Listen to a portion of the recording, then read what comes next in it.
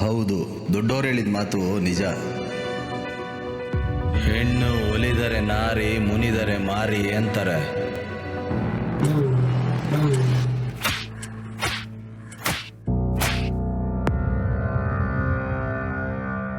ನನ್ನ ಲೈಫಲ್ಲಿ ಇಬ್ರು ನಾರಿಯರ್ ಬಿಟ್ಟಿದೆಯಲ್ಲ ಭಗವಂತ, ನನ್ನೇನ್ ಮುರಾರಿ ಅನ್ಕಂಡ.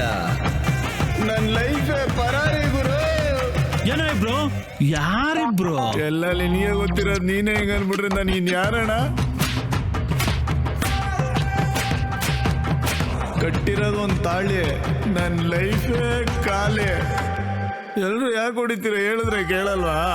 ಯಾರು ಬೇಕಾದ್ರೂ ಮೋಸ ಮಾಡ್ಬೋದು. ಯಾಕೆ? ಇವನ್ ಮಾಡ್ಬೋದು, ಇವನ್ ಮಾಡ್ಬೋದು, ಅವನು ಮಾಡ್ಬೋದು. ಎತ್ತು ತಾಯಿ ಮೋಸ ಮಾಡ್ತಾಳ? ಒಬ್ನೇ ಮಗ ಅಂತ ಸಾಕಿದ್ದಕ್ಕೆ ಮನೆ ಹಾಳು ಮಾಡ್ಬಿಟ್ಟಲ್ಲೋ ಮನಾಳ.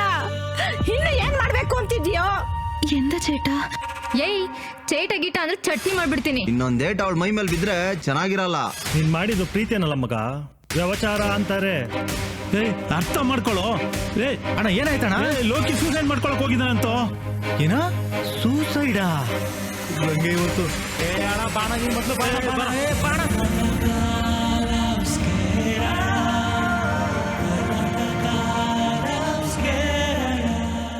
ಈ ಆಟಕ್ಕೆ ನನ್ನನ್ನ ಕರಿಬೇಡಿ.